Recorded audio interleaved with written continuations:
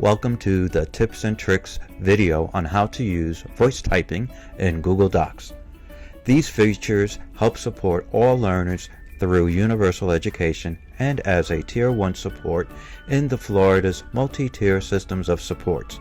Students using voice typing in Google Docs can self-select these supports to remove any barriers and increase engagement during instruction of the Florida Best Standard.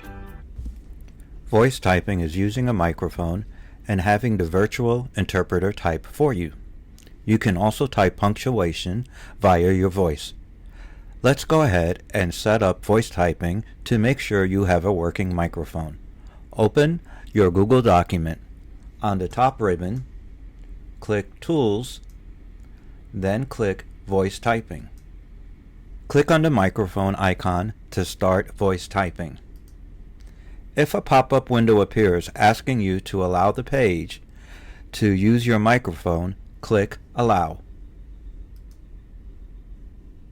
Now as I talk, you can see that my words are being typed into the document, period.